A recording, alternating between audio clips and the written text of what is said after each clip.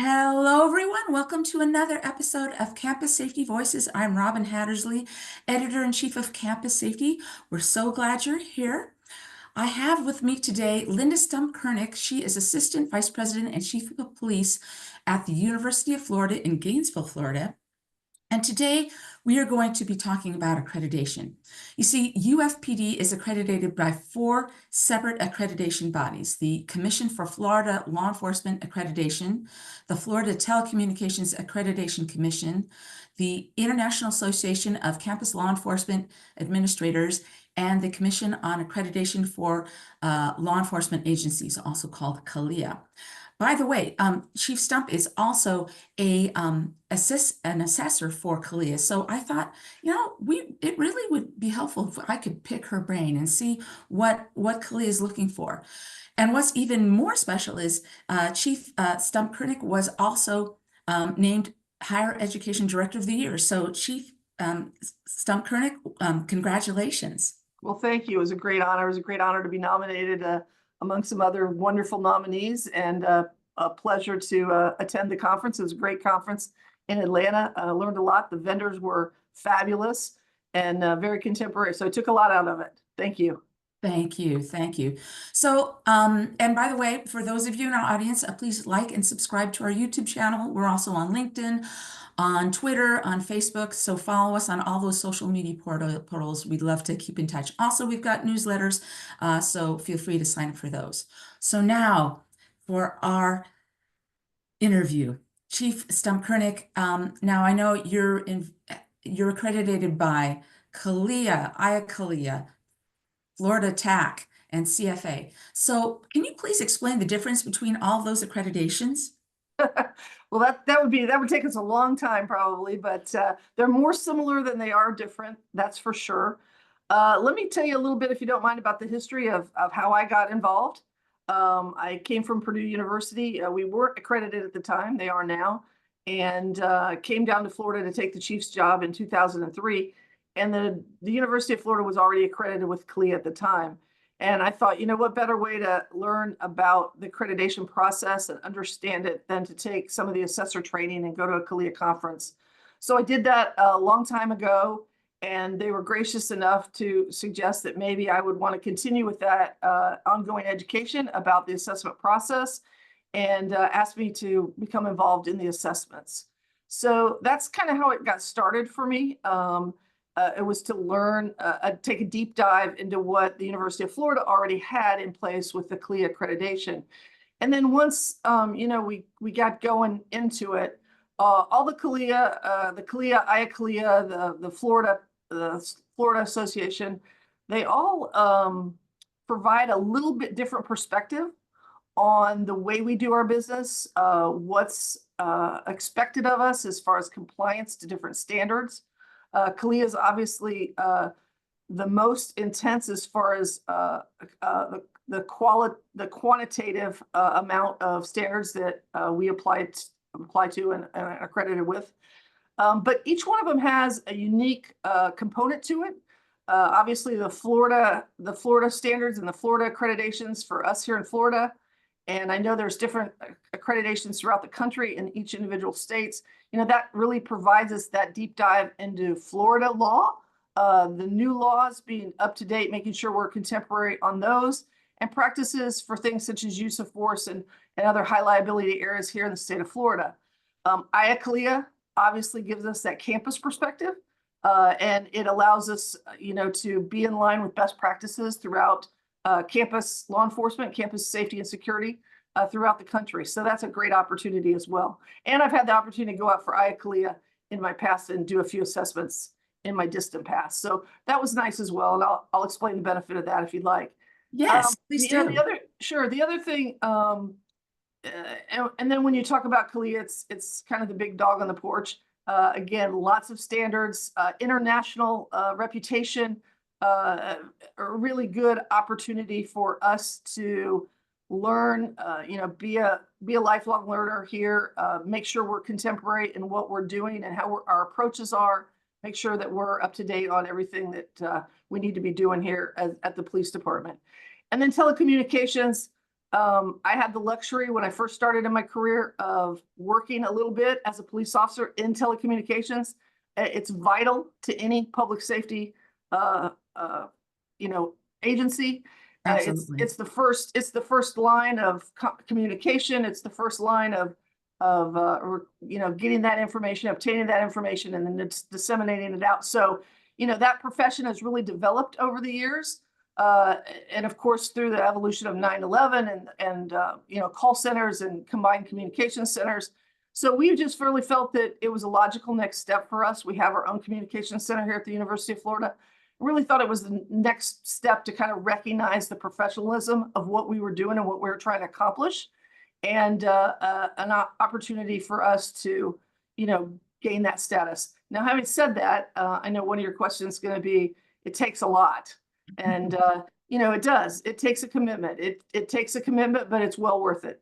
You have to develop the people within your organization. I happen to, in my role, rotate my command staff around the department every couple years, so they have an opportunity to spend some time, up to two to 3 years, in accreditation. I think it empowers them. It involves them in every aspect of the agency. And I use it kind of as a way to mentor folks through the agency. It's a way for them to learn. So, It sounds like it's a bit of a cross-training type of a thing. it Is it? is. It is. Yeah. And that's the goal, that, is to have that deep dive so that they can have that unique understanding of it and take it forward and mentor others as they come up. So, it's been a good investment for us all the way around. And do you think with that cross-training that it kind of helps motivate people to stay in their positions and really become involved and really committed to your department? It does a couple things, absolutely, to answer your question. I think it also, once they rotate out of accreditation, they have a much better understanding of what the expectations are of them as leaders of, whatever their division is. Maybe it's operations, maybe it's criminal investigation, maybe it's professional standards. Whatever that is, they certainly have a more unique understanding to the operations of the whole agency, and certainly policy development. It gives them really the opportunity to learn. So, since we're kind of going down this rabbit hole a little bit, so how many people have been cross-trained or mentored through this process? I would assume it's a pretty good number then, eh? Yeah, about every 2 years. So if you can imagine being, a commander in a position, if they've been a commander on this agency, for example, for over 6 years, they've probably taken a 2-year stint in accreditation, and they understand and have been able to manage that process. And then, taking it forward, what happens is, now you have 3 or 4 people on your agency. That's a deep dive of cross-training people that can at any one given time jump in to help, explain, mentor people up. Accreditation isn't something that comes along every 2-3 years and you look back and you account for what you've done.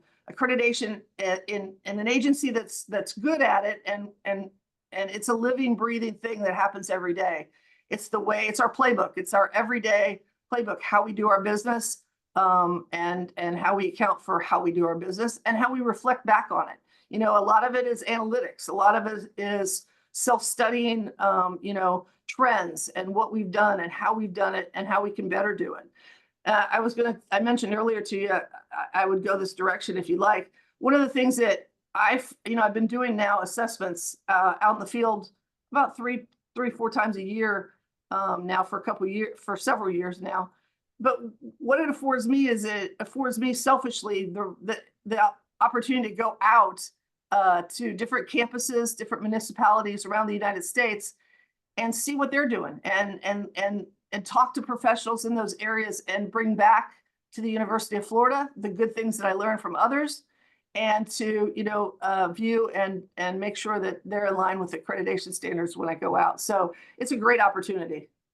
I bet. And I would assume that it also helps make you a better assessor too, the fact that you're actually in the field doing what you're assessing others on, correct? Well, I don't know about better. I'll leave that to the judges, but it certainly makes me well-rounded. I think it certainly makes me, it it brings back some optimism to, what's going on in law enforcement in our world, certainly in campus law enforcement. Um, I think as I look around policing and how it's evolved, I think more and more places and municipalities are looking towards how we do our business in campus law enforcement and leaning into that and leaning into, some of the things that we've done. Well, I might be a little bit biased because we're from Campus Safety Magazine, but I think campus public safety departments are the best in the world. So there.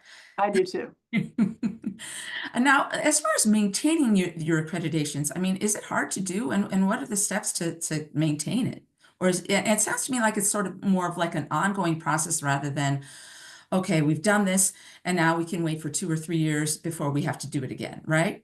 Yeah, you're not going to be successful if you probably do it that way. It's going to be a lot of catch up and a lot more hard work. It's truly a process that evolves. It's, when you're hiring new young officers and you're acclimating them to not only the accreditation process and the various standards which we operate by, you're building an environment that has some momentum. So, once you get that process started and you are able to keep that momentum on a day-to-day basis, whether it's, your commanders are turning in analysis of what they're doing or annual reports or those kind of reports, those sorts of things. Once you get a battle rhythm with that going, it's really not difficult to maintain. It's a lot easier if you have it constantly, in your forethought about what's required and how we're doing our business. Okay, so now, like we said before, you're a CALEA assessor. So, for other colleges and universities looking to be accredited by CALEA, do you have any suggestions for them, any best practices, what to do, what you're looking for when you're assessing a department? What are maybe some of the red flags you're like, oh, that's not an appropriate thing for a department. Got any suggestions for them? Sure. I think anybody thinking about any accreditation should kind of, reach out to the accrediting boards, look at what it takes, see if they think it's attainable for them in the near future. You're not expected on day one to know everything and to have all your policies in place perfectly per the accreditation standards. But, reach out to those accrediting bodies, see what they're about. Make sure that it's for your agency and your agency can build towards that goal. The other thing is there's lots of groups that this is a family, and those of us in campus law enforcement, I think we're very tied together and very willing to help each other. So, there's lots of organizations, lots of universities out there that are accredited, like myself. Every time I leave an on-site, I say, you and I are connected now. And if you need anything, please call and we'll help you with any examples or ideas or anything to help you not only better the professionalism of your organization, but certainly be successful in any accreditation process. So what are like 3 or 4 qualities you look for that make a department a good candidate for accreditation? I think first of all, their willingness, again, to be that, to strive to be that, to obtain that level of professionalism in their organization, their due diligence, their ability to, dedicate at least an FTE or a partial FTE, depending on the size of their organization, towards the process. It does take some resources. And then, just that they have this financial support and the support of their folks, whether it be a city manager, a university administration, whoever is going to support them in the process and be proud that they've obtained that level of professional status, I think are all very important things prior to, entering into the processes. So as far as like, let's say you're doing an elevator pitch to another campus police chief on the reasons why people should be accredited, can you give them like 3 or 4 of the payoffs that your university has experienced as a result of being accredited with all these different agencies? Sure. I think that there's a couple of them, obviously, internal to the individual members on your department. They will, certainly benefit from the advanced training opportunities, the standards being ingrained in what they're doing and how they're doing their work, the professionalism of them. My biggest elevator speech is, you know, when you are accredited and something happens that goes sideways at your institution, they look very quickly at what went wrong, right? And if you can show that you're trying to stay in line with best practices throughout the country, throughout the universities, you know, around the country, throughout our state, on those three levels, I think it goes a long way to the argument that maybe somebody made a bad decision, maybe something went wrong, but certainly the department as a whole is a good department and is in line with best practices moving forward. So I think there's a position that you can speak from when you are accredited, and I think that helps to any argument that could be made in that direction. Well, is there anything else you want to talk about as far as CALEA accreditation or, IACLEA accreditation before we close up? No, I think they're both really great organizations. I will say CALEA has made some changes over the last couple of years that I think have been really good changes for those of you people out there that maybe have looked at CALEA before and maybe wasn't an opportunity to move forward at that time. I think they made some changes that make it a little bit easier on agencies to comply with the standards along the way, as opposed to waiting until 4 years and every time, 4 years meeting that time period. It's more on an annual basis now. They've spread it out a little bit over those assessment periods. So I would encourage people to go and look at accreditation processes. If you can't afford one, or you maybe think it's too big or too small for you, look around at the different options. There's several of them out there. There's lots of people out here like myself and other agencies that are more than willing to help and provide examples of things that will help you get to your goal of being accredited. So I would just say don't give up, and be that lifelong learner and continue to be contemporary in our profession. Chief, thank you so much. Thank you, Robin. I really appreciate it. Yeah, and congratulations on being named our Higher Education Director of the Year. Oh, thank you. It was very humbling to be amongst everybody there. Thank you so much. Thank you.